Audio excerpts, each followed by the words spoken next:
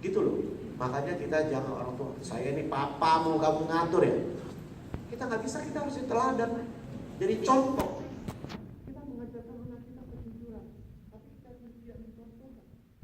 Begitu datang tukang kredit, datang apa yang ajak kartu kredit, tidak ada. Nggak bisa.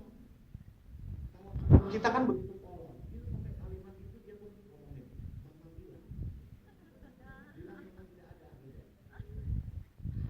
Ya kan? Kita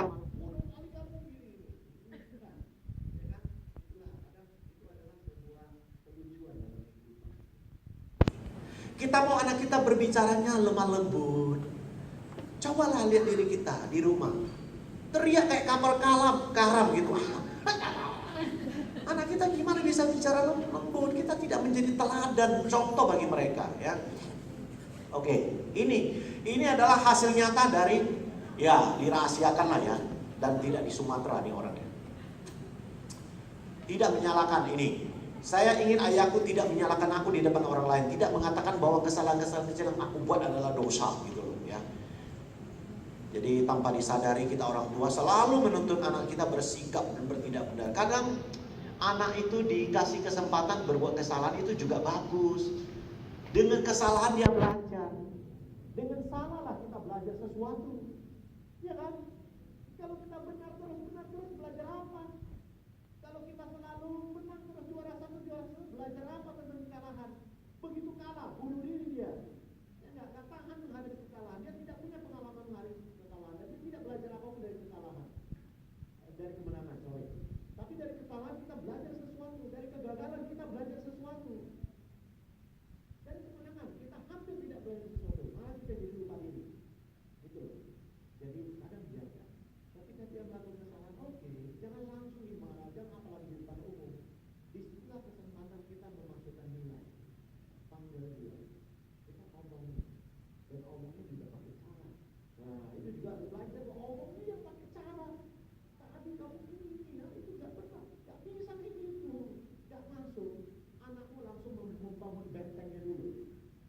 Dia akan blok dirinya dulu ya. Oke.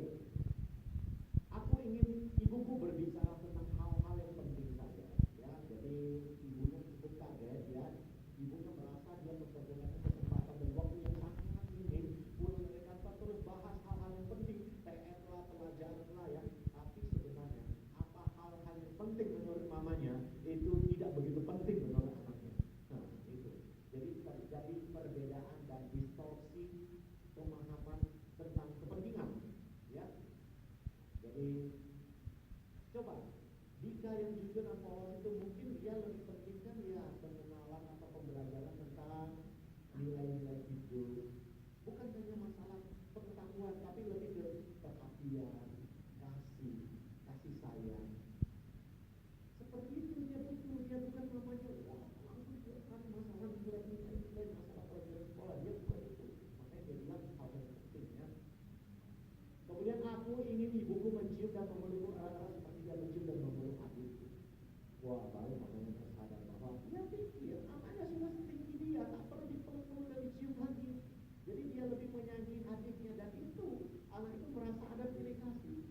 Bagi orang tua selalu mengatakan dan kayak klise ya, enggak, kami orang tua tidak pernah pilih kasih, kami semua anak ibu, anak mama sayang sama kalian semua. Saya sebenarnya meragukan juga ya. Sebenarnya anak Anda ada 4, ada 5, ada 3. Ada anak yang memang kayaknya lebih punya chemistry yang kuat dengan Anda. Yakin gitu ya. Yakin. Ada orang tuh ini anaknya agak bandel atau nggak cocok sama mama. Ada loh. Mama yang sama anaknya itu nggak cocok. Ada kan? Ada yang memang sangat dekat kan? Masa kita bilang bisa sama? Enggak. Tapi tolong jangan tunjukkan itu.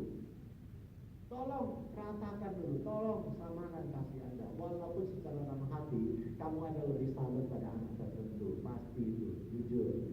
Jangan ada dusta di antara kita ya. Kalau anaknya 2 masih mungkin enggak lah. Coba orang dulu, nenek saya anaknya mungkin 11 ya, ada yang 13, ada yang 9, saya mau lihat enggak. Itu ada yang 1 dipukulin gila. Saya punya Aceh itu dipukulin habis-habisan. Ada yang disayang habis-habisan. Ada. Gak bisa kayak gitu ya. Oke, jadi coba anak kita besar pun coba. Ya, dia butuh ya perhatian, dipeluk, dicium atau diapain, pakai kata-kata kasih gitu. Aku ingin ayahku setiap hari, dia cuma tulis satu kata, tersenyum. Hei, bapak-bapak ya, bapak-bapak, ibu-ibu, semua yang ada di sini. Kayak inilah ya. Jadi bapak-bapak itu, tolong muka kita itu kayak besi dalam. Mungkin di kerjaan di kantor banyak, ya lagi kena marah sama bos, pelanggan marah, uang dilarikan orang, kita jarang bisa tersenyum. Tolong kalau pulang ke rumah, semua pekerjaan kantor itu tolong kita letakkan dulu. Ini masalah pengendalian diri dan emosional. Ini menyangkut hubungan kita dengan anak, ya. Jadi sampai seorang anak bilang, saya ingin papa saya itu tersenyum, ya. Jadi papa itu kadang merasa perlu menahan senyumnya demi mempertahankan wibawanya, ya kan. Saya pikir tak perlu seperti itu, ya. Oke. Ini lagi dia tulis, saya ingin ibuku memanggil namaku dengan nama yang bagus. Jadi dia ini orang Jawa, di Jawa sana. Jadi ibunya sering, namanya sebenarnya, ya sebutlah ya namanya ya. Namanya sebenarnya Judika Ekaristi Kurniawan, ya. Namanya bagus, penuh arti yang baik, tapi ibunya sering lebih sebut dia Nang. Dari kata lanang. Lanang itu dalam bahasa Jawa itu artinya laki-laki, anak laki-laki. Nang, udah dipanggil sampai melekat. Kayak adik saya dari kecil lahir kebetulan agak hitam, kulitnya hitam. Jadi dipanggil Oba sampai sekarang. Nama aslinya orang udah lupa. Dipanggil Oba dulu, woi Oba. Dan dia sudah terima gitu loh. Kita kan kadang begitu kan. Anak kita kecil imut, aduh nenek saya paling suka lah sama nenek ya. Yo panggil ini siapa lah, Hau Lela, Hau Piala, apa gitu, Abu, aduh. Nama aslinya tak dipanggil, dipanggilan janda. Kemo, panggil si Kemo, siapa gitu. Kemudian dia juga ya, ayahnya memanggil ke dengan nama asli. Jadi papanya itu sering sebut dia Baijo, ya kan? Kenapa? Karena anaknya itu setiap hari sering berbahasa Indonesia atau bahasa Sunda itu dengan logat Jawa yang medok. Jadi papanya sering bilang, papa itu ngomong tau gak persis Baijo, itu tidak saya tulis itu persis Baijo dong. Jadi sering Baijo, jadi apa? Hei Baijo, sini Baijo.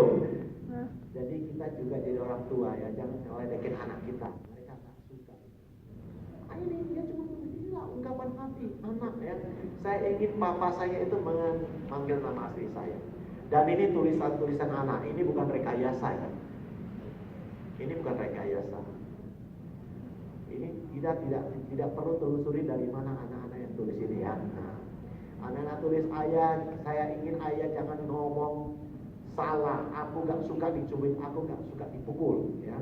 Ini saya tidak suka ayah ngomong apa yang kamu tidak suka ya kan. Aku tidak suka ayah ngomong membuat hati saya sakit, mengatai goblok, itu sampai tulis nama binatang juga. Dan saya tidak suka dipukul, saya tidak suka dikata-katain lagi dan dipukul.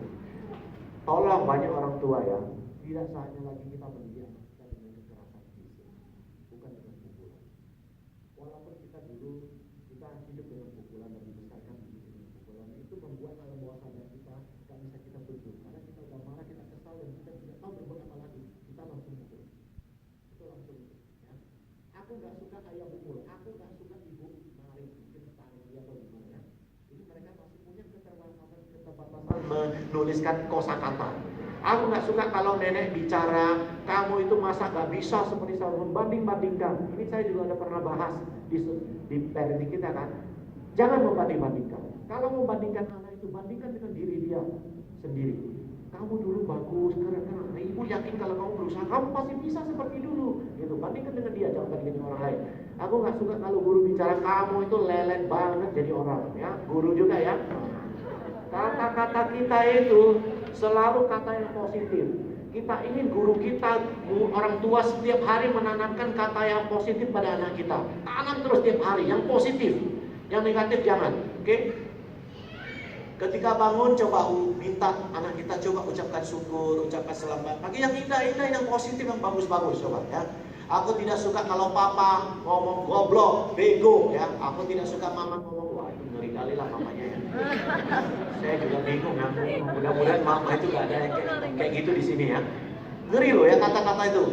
Saya dapatnya saya waduh ngeri goek-goek. Miris lah hati itu ya. Aku pernah dimarahin oleh mama dan papa seperti aku dibilang goblok lah gitu lah. Dan sebagainya bisa baca sendiri lah. Aku gak suka orang tua bicara kalau udah gede mau jadi apa. Ya kalau kamu udah gede mau jadi apa. Mau malu-maluin orang tua aja. Saya gak suka kalau ayah bicara ngelarang-ngelarang bawa motor mau jadi jagoan gitu ya. Aku tidak suka saat kalian komplain atau semua perilaku kebiasaan perilaku dan melihat-lihat tanpa tujuan. Oke, aku gak suka jika ibu ngomong, kamu jangan pernah malas-malasan, gak usah juga minta duit. Aku gak suka kalau disuruh sama ibu atau bapak terus disuruh cepet. Aku gak suka kalau ibu ngomong banget selama sih. Ini orang tua tidak ngerti. Mungkin anakmu itu tipe pragmatis. Dia tipologi kepribadiannya adalah pragmatis. Pragmatis memang orangnya agak slow. Tak bisa diburu-buru, tak bisa didesak, marah dia. Memang itu. Tapi dia orang yang damai, orang yang ya pendamai, tempat curhat yang baik. Dia sangat mengerti perasaan orang. Tapi kalau dia didesak gitu, marah dia. Itu makanya kita harus belajar tipe-tipe tipologi sifat ya kepribadian ya.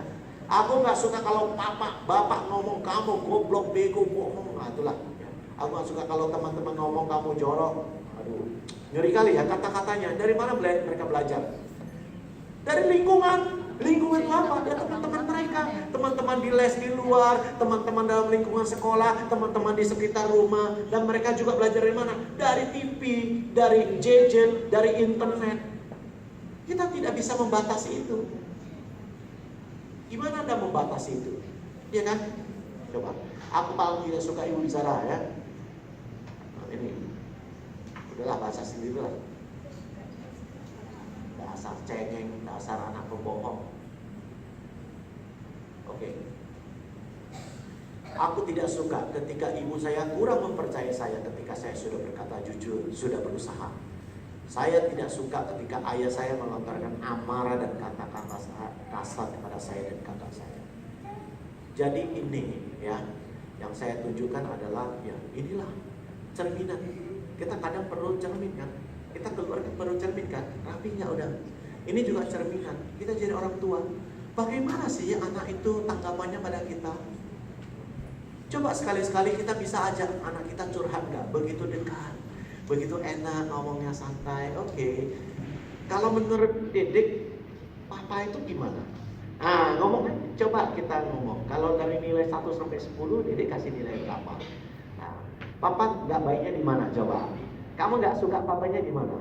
Kamu suka papa itu di mana? Berani nggak kayak gitu? Ayo, jadi mama juga gitu. Kita bisa dekat. Kalau anakmu bisa sampai curhat sama kamu, kamu luar biasa. Jangan sampai anakmu curhat sama orang lain, apalagi orang lain yang memang tak beres, habis gitu. Dia bilang, wah kamu itu coba lo lari aja, pasti mamamu kalang kabut gini. Oh bener lah, anakmu lari dia dari rumah. Ya. Satu.